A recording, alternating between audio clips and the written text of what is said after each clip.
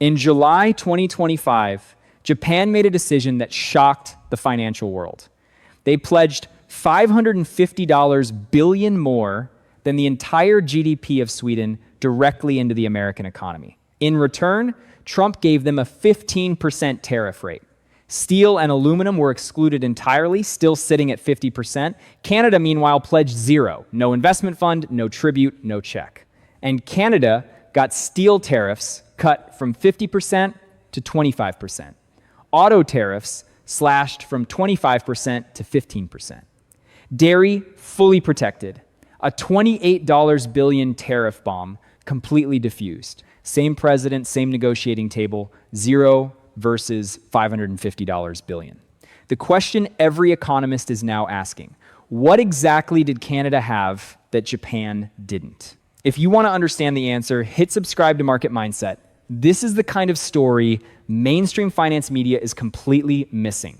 Let's start where this story really begins. April 2025, Donald Trump declares a national emergency. He invokes the International Emergency Economic Powers Act. Sweeping tariffs land on virtually every major US trading partner. Japan gets hit with 24% initially, then raised to 25%. Canada gets 25% on most goods, 10% on energy. Both countries are bleeding, both need a deal. But here is where the two stories completely diverge. Japan's lead negotiator flies to Washington immediately. Tokyo signals early that investment will be on the table. The negotiating strategy is essentially, we will pay our way out. Canada takes a fundamentally different posture entirely. Carney stands in Séguin, Quebec at an aluminum facility. He looks at reporters and says something remarkably direct. There are many things Americans want from Canada. They say they don't want them, but they do. It's energy, it's potash, it's critical minerals, it's aluminum. That one statement tells you everything about how this ended. Japan's strategy was transactional. Here is money, reduce our tariffs. Canada's strategy was structural. You need us more than you admit. And the numbers prove Canada was right. Canada supplies 63% of all US crude oil imports today. That is not a small number. That is not a negotiating footnote. Midwest refineries run on 70% Canadian crude. Right now, these refineries were physically built to process heavy Canadian oil. They cannot simply switch to lighter American shale crude overnight. The IEA confirmed Midwest refineries lack alternative infrastructure entirely. Illinois, Michigan, Ohio, Indiana, all dependent on Canadian supply. Any disruption lands immediately at local gas stations across swing states. That is not abstract geopolitical theory, that is gasoline price reality. 1/3 of uranium purchased by US nuclear reactors came from Canada in 2024.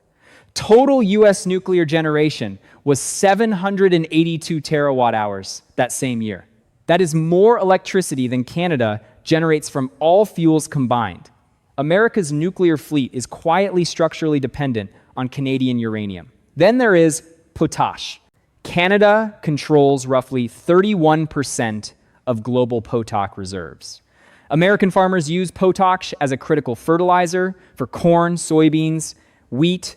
Saskatchewan alone sits on reserves that cannot be easily replaced globally. And aluminum. Canada is America's largest single foreign supplier of aluminum. When Trump tariffed Canadian aluminum in 2025, US aluminum prices spiked immediately. American manufacturers started feeling the cost pressure within weeks. This is the strategic architecture that Canada brought to that table. Not a checkbook, a resource map that Washington cannot redraw overnight. Now contrast this with what Japan brought to those negotiations. Japan's economy is heavily export dependent. Around 18% of GDP comes from exports. Its top export to America is automobiles and automotive parts by far. Roughly 10% of Japan's entire labor force is connected to the auto industry. Trump knew exactly how much pain he could inflict with auto tariffs. And Japan knew it too. That asymmetry defined the entire negotiation. Tokyo needed tariff relief on autos more than Washington needed anything from Japan. So Japan arrived with what? It had capital investment commitments, purchasing pledges. The $550 billion was structured as loans and guarantees through Japanese government institutions, specifically through the Japan Bank for International Cooperation and similar entities.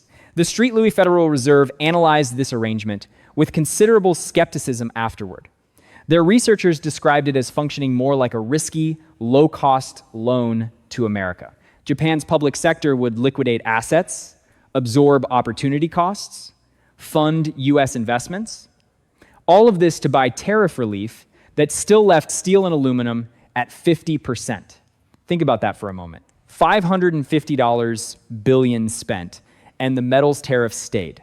Japan also committed to $8 billion annually in U.S. agricultural purchases, $7 billion annually in U.S. energy purchases, U.S. aircraft, defense equipment. The American Automotive Policy Council, representing GM, Ford, and Stellantis, openly criticized the deal. They said it disadvantaged North American-built vehicles relative to Japanese imports at 15%. Washington had effectively given Japan better auto tariff treatment than Canada and Mexico. That is the deal. $550 billion bought. That should make every analyst stop cold, because Canada, with $0 on the table, was simultaneously getting auto tariffs hauled. Steel and aluminum tariffs cut from 50% to 25%. Dairy protected, $28 billion new tariffs blocked. Less than 2 hours before those tariffs activated on August 19th, 2026, Trump blinked. He postponed the entire package. Not because Canada paid, because Canada held. And the answer to why Canada held while Japan paid comes down to one concept. Leverage is not what you offer. Leverage is what they cannot replace. Japan could offer money because money is what Tokyo had available to trade. Canada did not need to offer money because Canada had something more irreplaceable. The Midwest refinery system is locked into Canadian crude at a molecular level almost. Switching feedstock requires years of capital investment in refinery reconfiguration.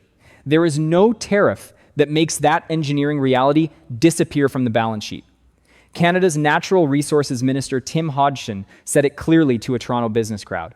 Energy and natural resources are Canada's strongest cards in the KSMO renegotiation. He was right, and the final outcome of August 2026 proved exactly that. Now, here's where the story gets genuinely uncomfortable for Washington, because Vance's private comments reveal exactly how the American side read this. At a Southampton, New York fundraiser on August 20th, 2026, audio surfaced. The Canadian press obtained a recording from someone inside that private room. Vance said, "Carney is a very sweet guy who gets along well with him." But then Vance said something that tells you everything about Washington's perception. Carney comes in and puffs his chest out. Vance told the room, laughing, "I'm going to out-tough Donald Trump." Vance mimicked to audience laughter. It's hilarious. Vance continued, "Because Carney presents this as some victory. Fundamentally, like they climb down on a lot of issues," Vance concluded.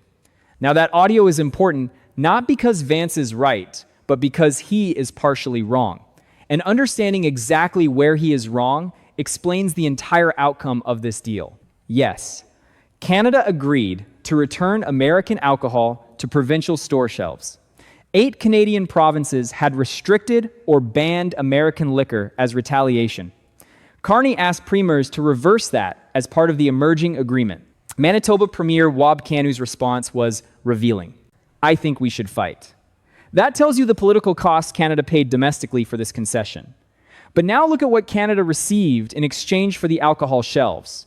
Steel tariffs cut from 50% to 25%. That is a 25 percentage point reduction. Auto tariffs cut from 25% to 15%. Bloomberg and Wall Street Journal both confirmed this. Dairy supply management fully protected the issue Trump had screamed about for months. And the entire $28 billion section, 338 tariff bomb, completely blocked from activating. So Canada gave back American bourbon and got steel, autos, and dairy in return. Vance called Canada climbing down. Every trade economist reading those terms disagrees. Now compare this directly, sector by sector, with what Japan actually received. Japan's deal established a 15% tariff baseline on most Japanese imports confirmed. That sounds similar to Canada's auto rate reduction, but the context is completely different. Japan's 15% was a reduction from the threatened 25% that Trump initially proposed. Canada's auto rate reduction was from an existing 25% that had been crushing manufacturers. Japan paid $550 billion to move from a threatened rate to an actual rate. Canada paid nothing to move from a punishing rate to a competitive rate. The structural asymmetry of those two sentences is the entire story of this trade war. Then there is the steel and aluminum question, which exposes the deal's sharpest contrast. Japan's $550 billion bought zero relief on Section 232 steel and aluminum tariffs. Those metals remain at 50% for Japan. That was confirmed explicitly in the framework deal. Japan's negotiators pushed hard for metal tariff inclusion. It was not achieved. The American Automotive Policy Council publicly criticized the Japan deal over exactly this. They noted Japanese autos at 15% now compete more favorably than North American vehicles. Canada, meanwhile, secured the steel and aluminum cut that Japan could not buy for $550 billion. Think about what that means for a moment in real industrial terms. Canada's aluminum industry had been bleeding under 50% tariffs for over a year. Smelters in Quebec, British Columbia, and Ontario were under severe financial stress. Carney literally stood inside an aluminum facility in Sagoon, making this point directly. He told reporters the US aluminum price spiked immediately when tariffs hit Canada. It reduces competitiveness of American businesses. Carney said in August 2026 he was right. American manufacturers using aluminum as input faced higher production costs. Boeing, defense contractors, packaging companies, auto parts manufacturers all felt it. The tariff was not punishing Canada in isolation, it was punishing integrated supply chains. And that integration is the core reason Canada had leveraged that $550 billion could not buy. Saskatchewan sits on 1.1 billion tons of recoverable PODOC reserves, the world's largest. Russia has 920 million tons, Belarus has 750 million tons. Nobody else is close. In 2024, the United States imported approximately 12 million tons of potash from Canada. More than 80% of the potash used in American agriculture comes from Saskatchewan. Nutrien, the world's largest potash producer by capacity, operates entirely out of Saskatchewan. The CEO of Nutrien said it plainly during a February 2025 conference call about tariffs. Frankly, cost of this will be borne by US farmers, he stated directly. US farmers will likely feel the impact after the spring planting season. He added, corn, soybeans, wheat, the backbone of American agricultural exports all need potash. Trump actually lowered the possible tariff rate on potash, specifically after farmer pressure mounted. That is not a coincidence. That is structural resource leverage functioning exactly as designed. And it is why potash, energy, aluminum, and uranium were all carved out of the tariff lists. The August 19th Section 338 tariffs exempted energy, potash, fish, and critical minerals explicitly. Trump's own executive orders protected the very sectors where Canada's leverage was strongest. That was not an oversight. Washington understands exactly what it cannot afford to disrupt. Canada supplied 63% of all American crude oil imports in 2024, at 4.1 million barrels daily. 1/3 of uranium feeding American nuclear reactors came from Canada that same year. Canada accounted for 38.7% of global potash exports in 2024, matching Russia and Belarus combined. These are not negotiating talking points. These are physical supply chain realities. Japan's leverage over the United States is significant, but it operates differently in nature. Japan holds approximately $1.1 trillion in US Treasury securities as of recent data. That is genuine financial leverage, but liquidating it would damage Japan as much as America. Japan's auto exports to America are critical, But America has other auto suppliers available. Canada's crude, potash, uranium, and aluminum have no equivalent alternative source nearby. Midwest refineries cannot switch feedstock overnight. American farms cannot replace Saskatchewan. Nuclear plants cannot immediately find alternative uranium suppliers at scale. That irreplaceability is what sat across the negotiating table from Washington in August 2026. Not a checkbook, not a tribute, a resource map that America cannot redraw in 4 years. That irreplaceability sitting across the table shaped every single outcome in August 26. But there's one more dimension to this story that very few analysts are discussing openly. Canada did not just win a better deal than Japan on tariff relief terms alone. Canada walked out with something far more strategically valuable for the long term. It preserved what economists call optionality, the ability to move differently next time. Japan's $550 billion pledge must be deployed before January 2029, per THEO terms. The capital is now committed to American sectors chosen by Washington, not Tokyo. The investment committee is chaired by the US Secretary of Commerce, not Japan. Final authority over investment decisions rests with American officials, not Japanese ones. The Street Louis Federal Reserve described it as effectively a risky loan to America. Japan's public sector absorbs the opportunity cost of liquidating its own asset holdings. And yet steel and aluminum remain at 50% for Japan, the sectors that actually hurt. Canada's resource position, by contrast, remains entirely under Canadian sovereign control. Ottawa did not sign away future potash allocations. It did not pledge uranium supply contracts. Energy integration remained a Canadian decision, not an American entitlement under the deal. Carney's framing of this was deliberate and has been consistently misread by critics. He said Canada would not use energy as leverage. That sounds like weakness. It was not. What he actually meant is that Canada does not need to weaponize what America already needs. You do not threaten to cut off something that America's entire Midwest refinery system requires. You simply sit at the table and let the physical reality speak for itself. Trump's own executive orders already exempted energy, potash, and critical minerals from tariffs. Washington made that exemption not as a favor to Canada, but because it had no choice. Any tariff on Canadian potash would land immediately on American corn and soybean farmers. In swing states before midterm elections, that is not a lever Washington will easily pull. And Canada now understands this reality with a clarity that will shape every future negotiation. Canada's new trade diversification strategy, launched in 2026, targets something significant. Ottawa is working to double non-US exports within a decade, creating $300 billion more trade. A new strategic exports office was established in July 2026 to drive this agenda forward. Canada and Ecuador signed a new free trade agreement on July 24, 2026. The Indo-Pacific region, representing 50% of projected global GDP by 2040, is the priority. Canada's service exports, particularly digitally enabled services, are already highly diversified. This is the strategic architecture of a country that learned a precise lesson in this trade war. Do not become so dependent on one partner that you lose all negotiating room permanently. That lesson is ironically what America should have been teaching, not learning the hard way. Because here is the broader macro reality sitting behind the Japan-Canada comparison.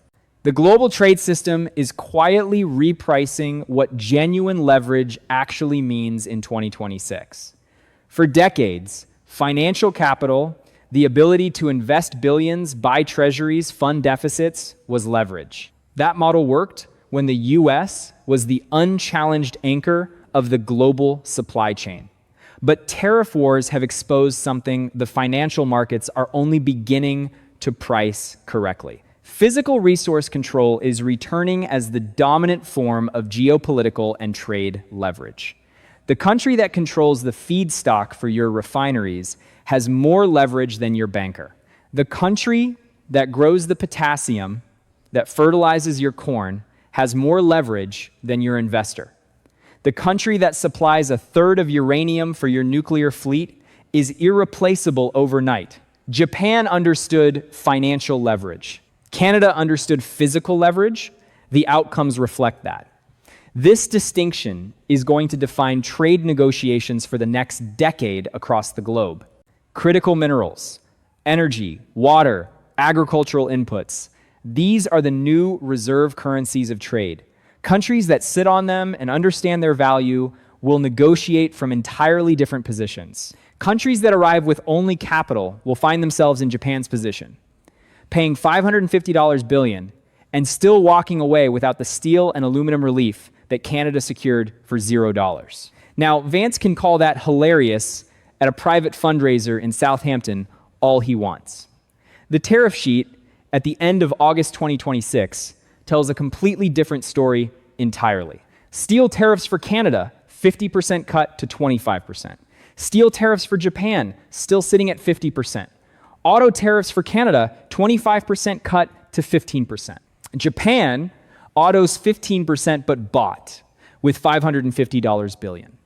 Dairy for Canada, supply management fully protected after months of Trump pressure. $28 billion section, 338 tariff bomb for Canada, completely blocked from ever activating. Japan's concessions, $8 billion annually in US agricultural purchases, $7 billion in energy, plus $550 billion in investments directed by Washington, plus US aircraft, plus defense equipment. That is the final scorecard. And no private fundraiser audio changes what those numbers say. The deeper lesson here is not about Canada versus Japan as countries or economic rivals. It is about the architecture of leverage itself in a world where tariffs are now permanent weapons. Financial capital flows. Resources do not flow. They are geologically fixed and politically controlled. And in 2026, the country that understood that distinction walked out with a better deal, without writing a single check, without pledging a single barrel of oil as formal collateral, without committing a single ton of potash or a single kilogram of uranium to American control, just by sitting at a table and letting an irreplaceable supply chain make the argument quietly. That is what $550 billion could not buy. And that is what Canada understood that Japan did not. If this kind of macro analysis is what you come to Market Mindset for, hit subscribe right now. Drop a comment below. Do you think Canada's resource leverage holds through the next round? The renegotiation clock is already running. The next deadline will come faster than anyone expects.